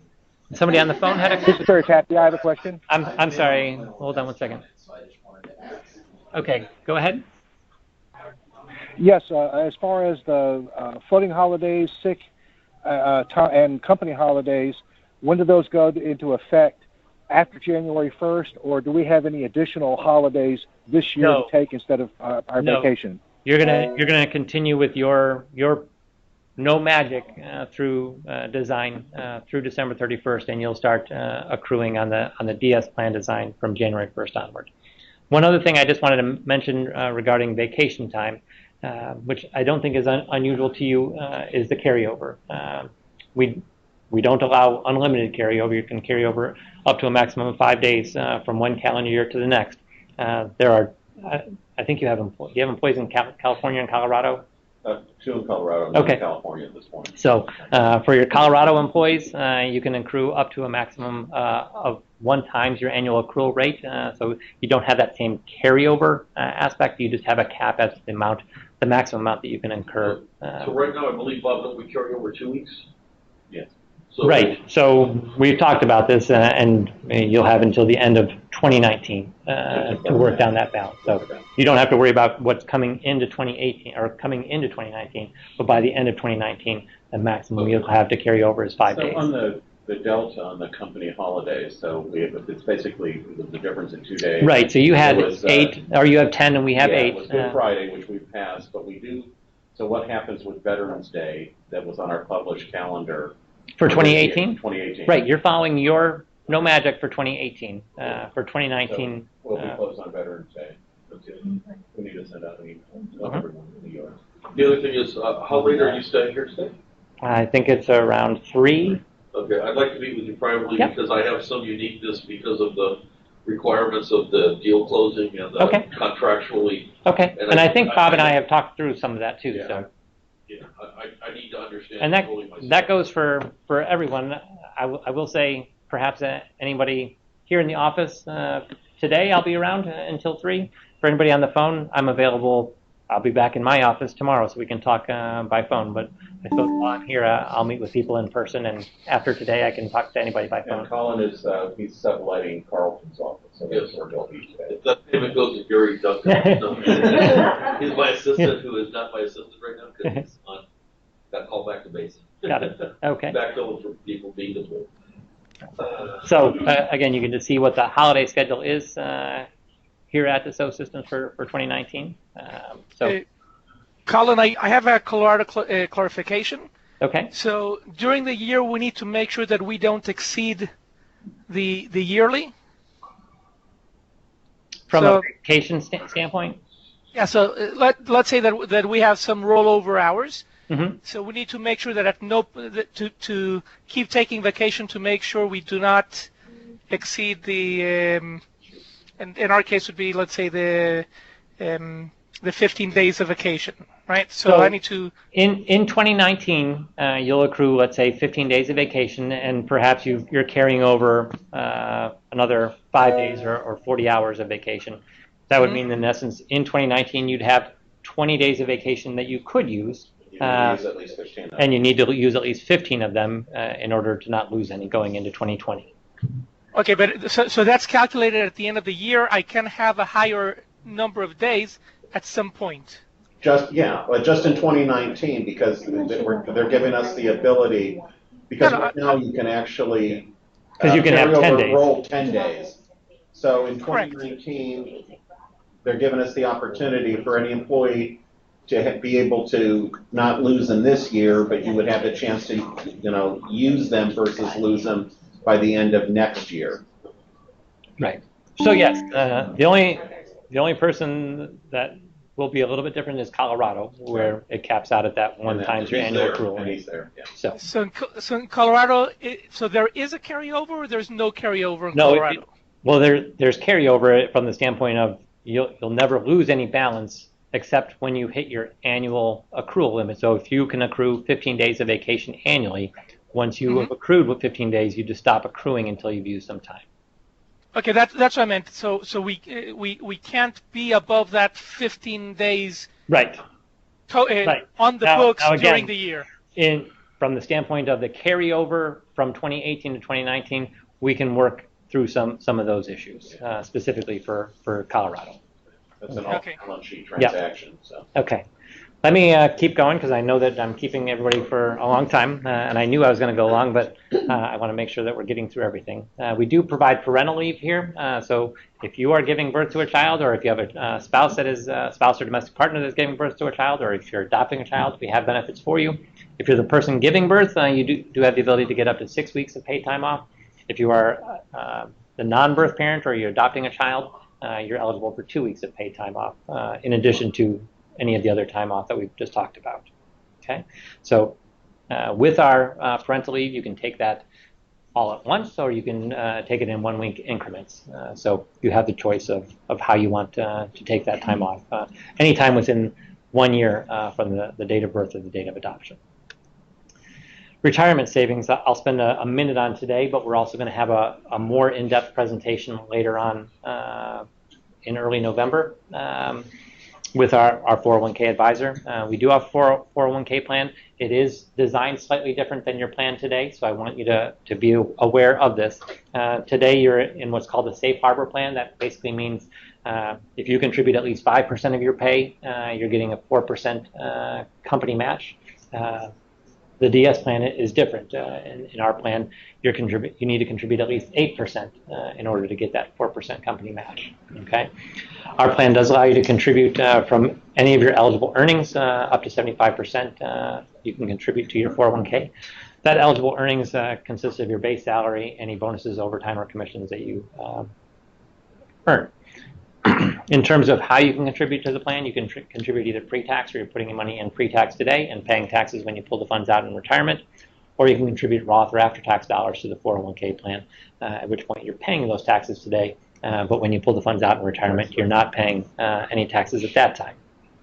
I talked about the company match of the 50 cents on the dollar up to the first 8%. So again, if you want to get the full company match, which is equivalent to 4%, you do need to put in at least 8% of your pay in order to do that. Again, we have a different vesting schedule.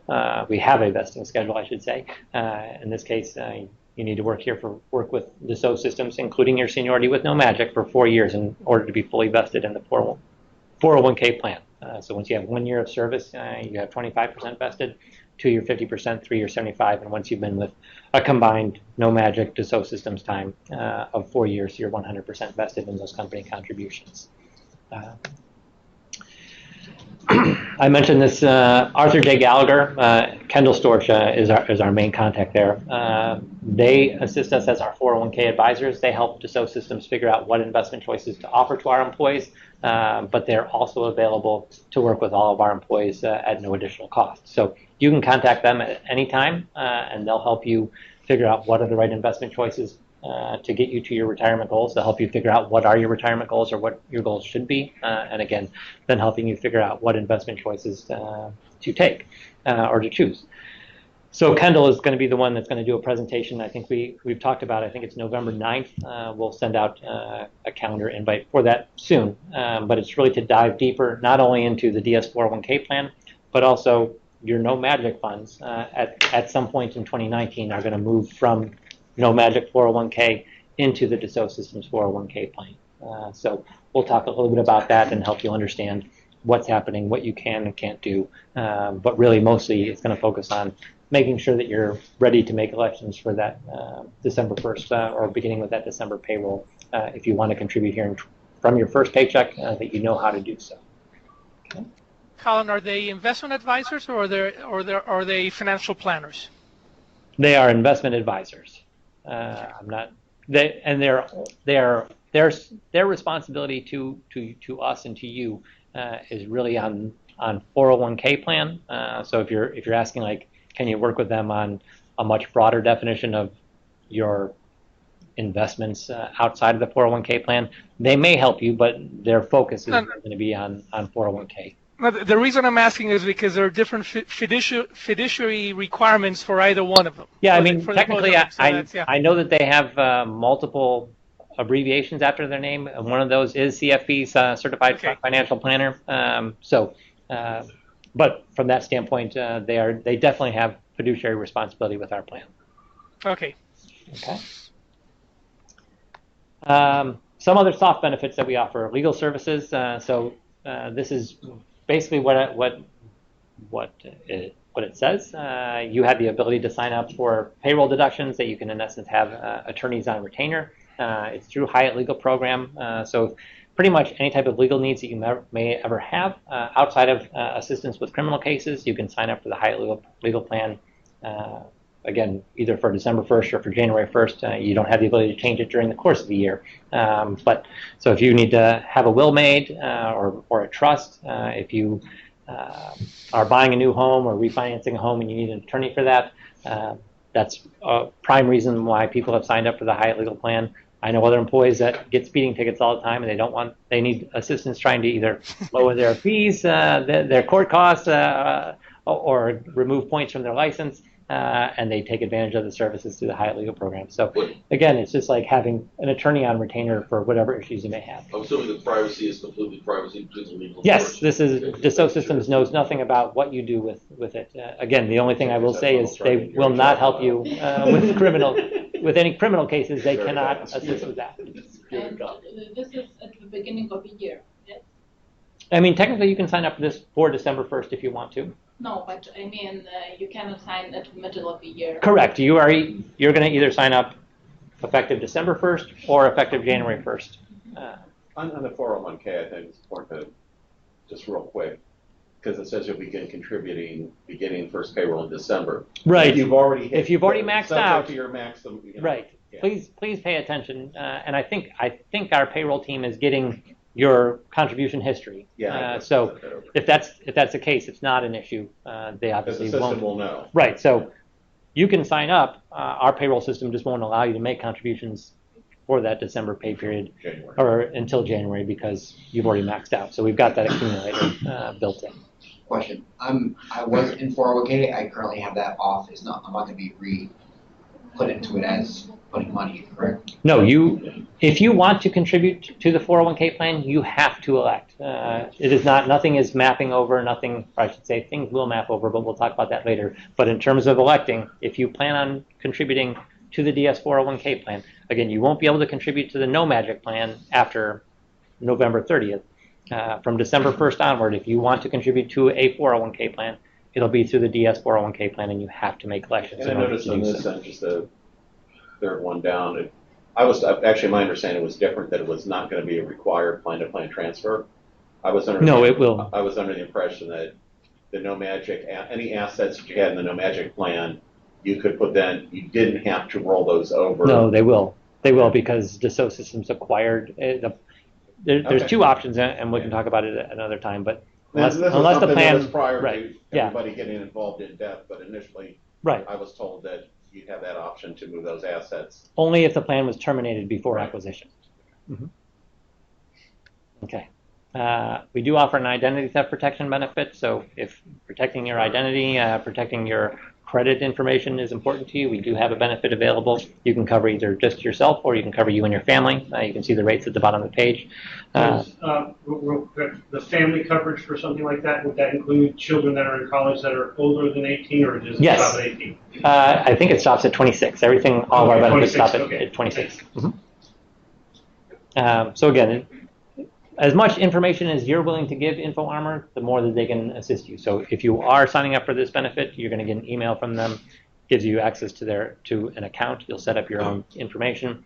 But again, putting in information about your credit cards, your bank accounts, this is their way of being able to monitor that to make sure that there's no fraudulent activity. How do they compare to LifeLock? Do you know?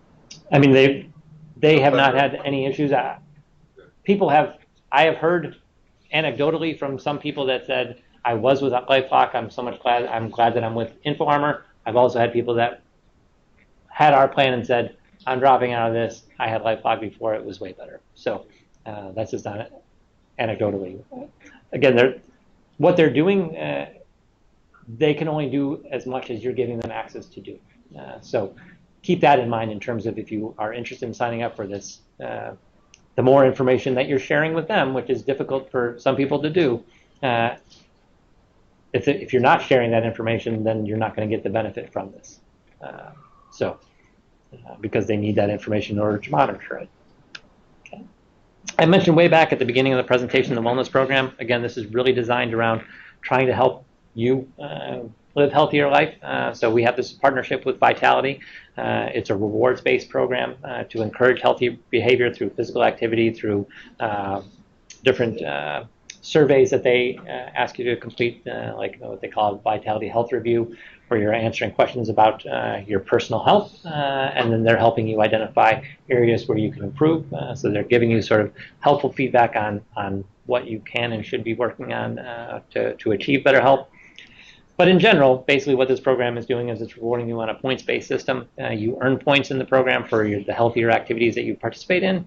Those points turn into bucks. Those bucks turn into money that you can spend on, like I said, Amazon gift cards, fitness devices, fitness equipment, etc.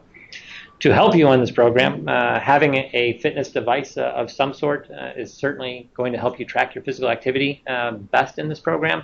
So we do offer to anybody the ability to get either a free Fitbit Zip, free Fitbit Flex 2. Basically, those are both valued at $60, or $60 towards the purchase of any other device from the Vitality Mall.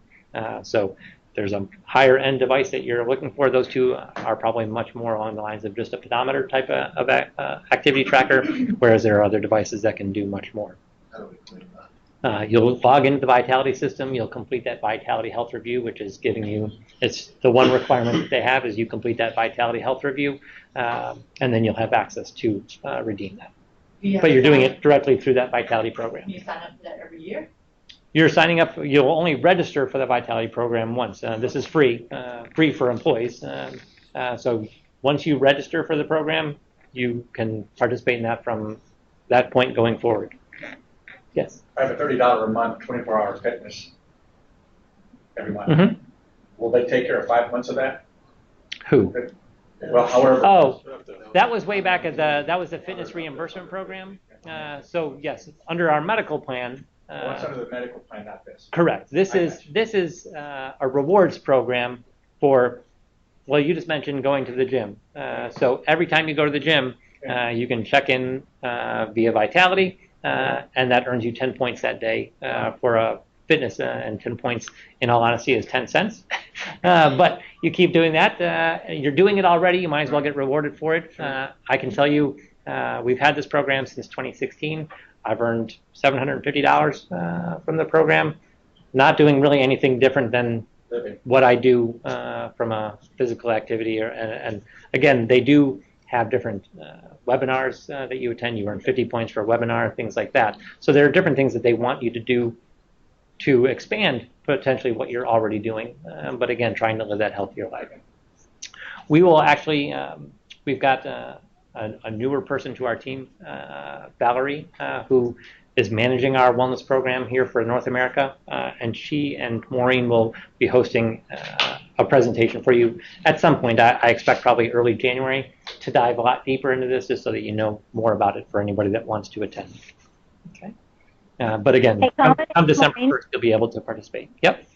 Sorry, it's Maureen. So I'll put a little plug in that we are encouraging one of you to volunteer to be a champ, a wellness champ for the No Magic population. So if anyone is interested in that, please reach out to me or Valerie. It's about a once-a-month commitment, an hour or two total. And we're just looking for someone who really is living and breathing, an active, healthy life, and would like to be part of our program and help inspire their colleagues. Or wants to live a healthy life. Mm-hmm. I said, or wants to.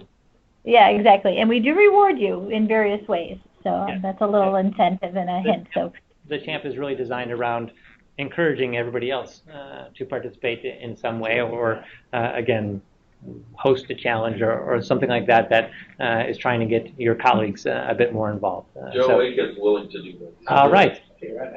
Excellent. So we already have one, Maureen. Get excited. Joe Aiken. Thank you. All right. Employee assistance program, and we can have more than one. Just so if anybody else has an interest, there's no limit to the number of champs that we can have. Employee assistance program is, I think you're probably familiar with an employee assistance program. It's designed to help you with any type of personal or professional issues that you or your family may be dealing with. They're available 24 hours a day, 7 days a week to assist you. You can contact them via the phone. If needed, they can help set up in-person meetings as well. Our EAP program through KGA has a number of great webinars that they host on a regular basis for our employees. You can also attend any of that information online. Their website is fantastic, so please take advantage of that whenever you want to. The Best Doctors program, also provided free to all of our employees. This is really a way to enhance our medical benefits. So again, you have your medical insurance through Blue Cross. The Best Doctors program is really designed to try and make sure that you're getting the best care possible for you and your family. So there's 3 ways that you can take advantage of their service. Find the best doctor. If you've got perhaps you get a diagnosis and you need to see a specialist, and you want to find out who's sort of the best in that area, in this area, in wherever you're living, you can contact Best Doctors, and they'll identify those doctors that are experts in that field of medicine. Ask the Expert is really if you have questions about medical care, whether it's a specific, maybe you've been doing some research online, or you've received received a diagnosis, you want to just learn more about it, you can ask them any questions you may have, or maybe you've gone to the doctor and haven't gotten all the or forgot to ask some questions, and now you can contact Best Doctors for that. But really why we put the program in place is the last item, the in-depth medical review. And this is basically an opportunity for you to get a second opinion on whatever services or whatever condition that you had. So many times people get diagnosed incorrectly by their doctor, and that's why obviously you go to a second opinion.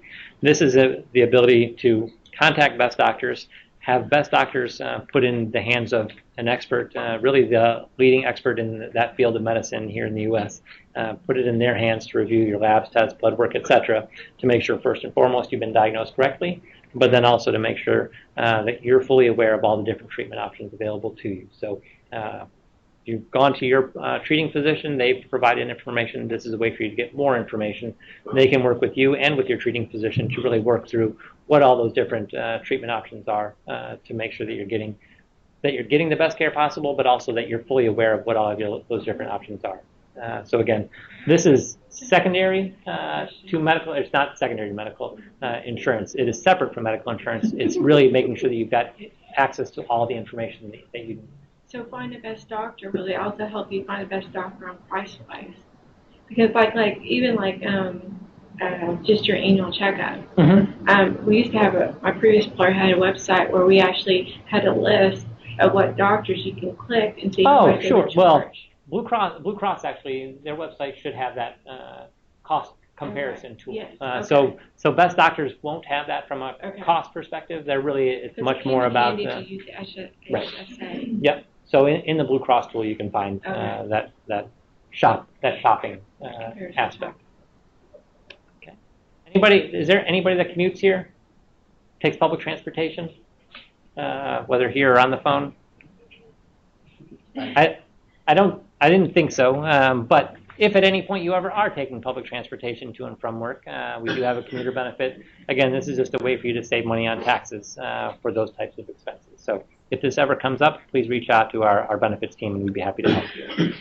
Employee discounts, if any of you like to shop online or if you have a family member that likes to shop online, we have a program through PerkSpot. They are an employer discount program.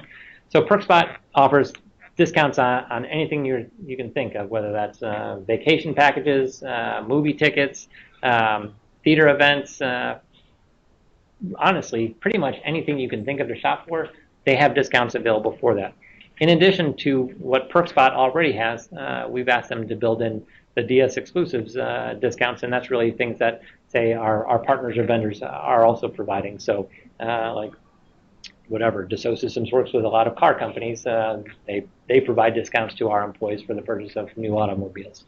The same thing like purchasing if you want to buy your own personal laptop or computer or a cell phone package, all those types of things you can get discounts in through the PerkSpot site. Liberty Mutual, they're part of Lincoln Financial now, auto and home insurance discounts you can take advantage of. So there's all kinds of discounts, and I won't spend any more time on it today, but if you like shopping, the PerkSpot site is a great place to go. Finally, this is I've gotten to the end of the benefits themselves, learning opportunities. If you haven't already, you'll undoubtedly spend some time in the near future on the 3D Experience University. This is DS's internal learning program. So there are thousands and thousands of courses that are available within the 3D Experience University.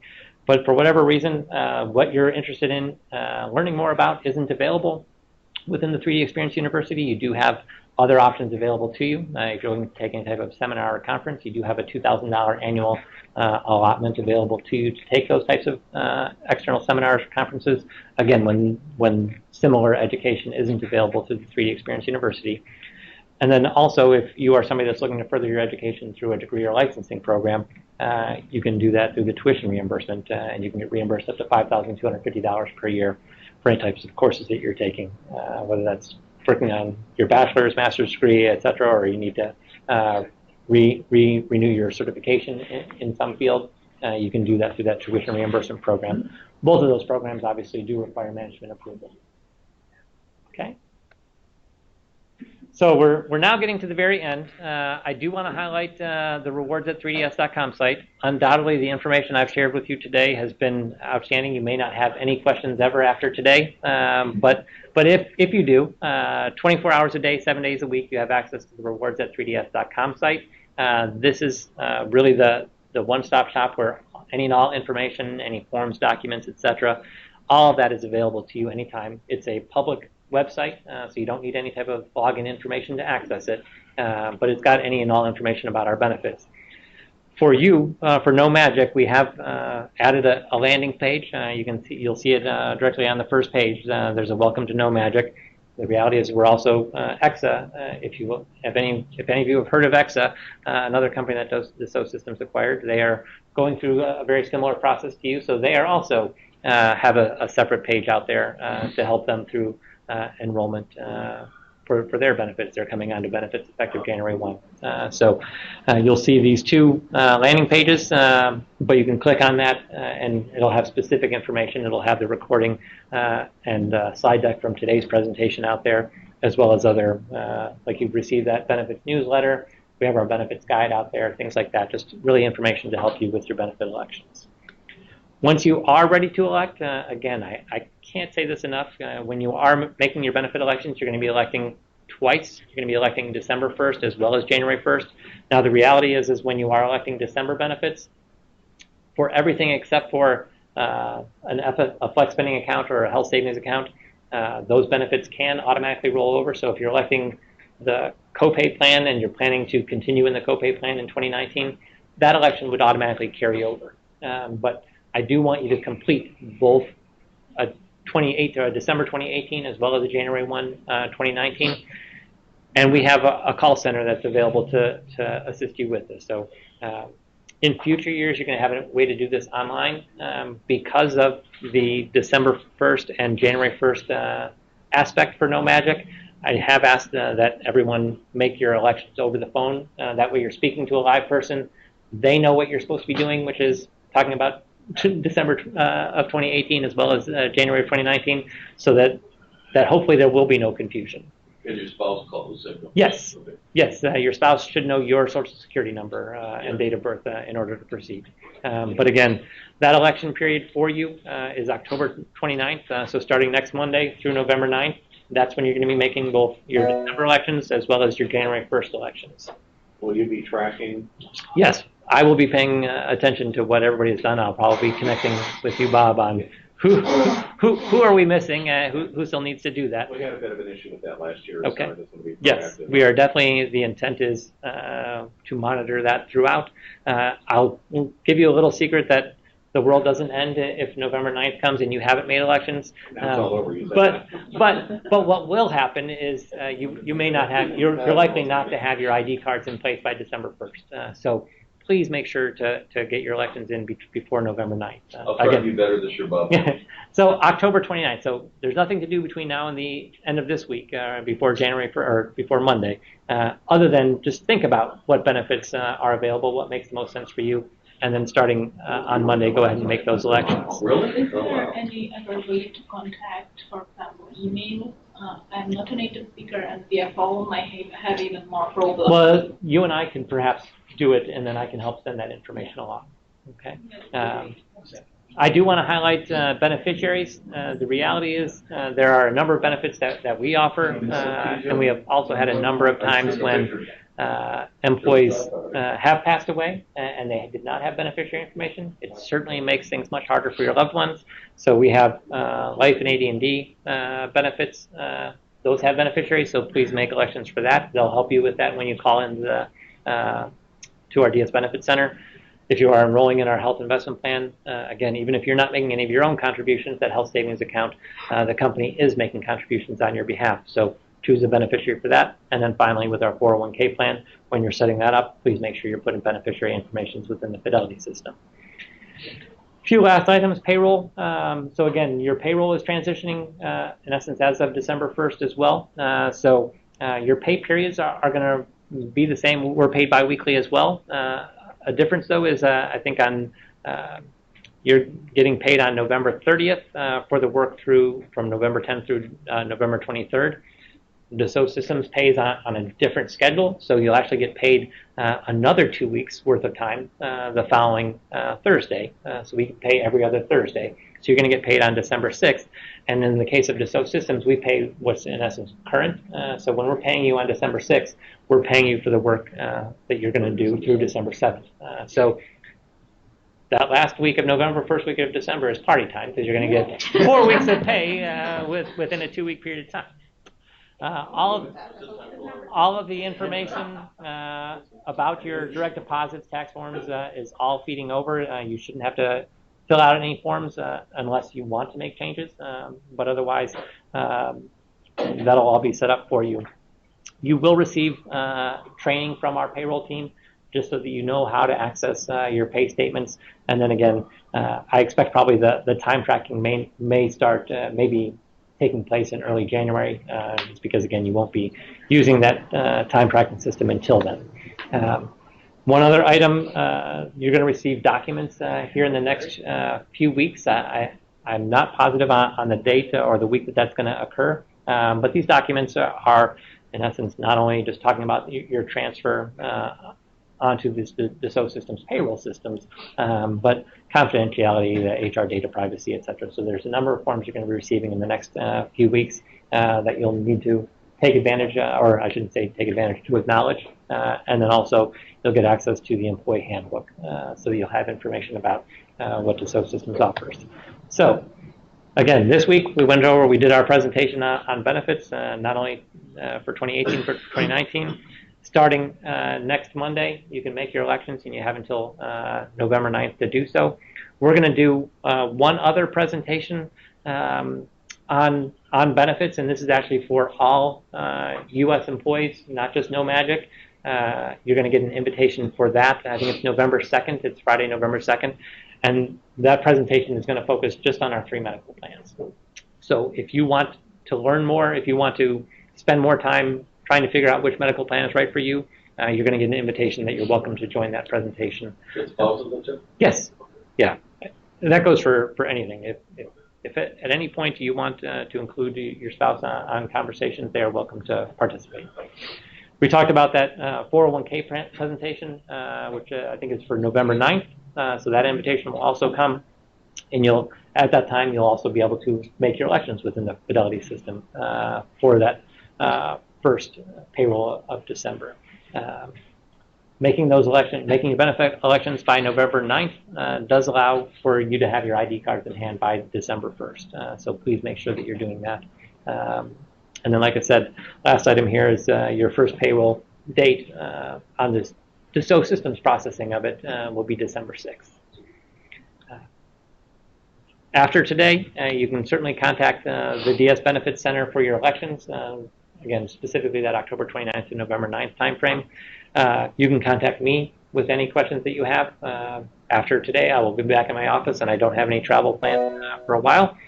The rewards at 3ds.com site and the net benefit site, those are the 2 key websites that I want you to remember. And then at the bottom of the page, you can see our overall benefits team, Maureen Gicke, who had joined the call today. She is the manager of our compensation, or the director of compensation benefits. Valerie Dumais, who really focuses on our wellness initiatives, and she lives and works in Canada, so she also manages Canadian benefits. Linda Fifield really focuses on leaves of absence, and then Bill Manning and myself on pretty much anything else benefits. But for the time being, any questions that you have, you can certainly direct them to me. Can we get the slide deck? This whole slide, oh yeah, the whole slide deck and the recording, I am 99% sure I did start the recording, will be available out on that rewards at 3ds.com site. So I will work on uploading it. It'll probably be out there sometime tomorrow or Thursday at the latest. So you'll have the slide deck as well as the recording for anybody that wants to go back and listen to it. Any other questions? Great job. Thank you. Actually, Any? Okay. Do we get like holiday bonuses? Holiday bonuses? No, there are no holiday bonuses. Okay. Is anybody still on the phone that have any questions? Okay. Well, thank you all for your time today, and we'll stop the presentation now. Thanks, Colin. Thanks, Connie. It's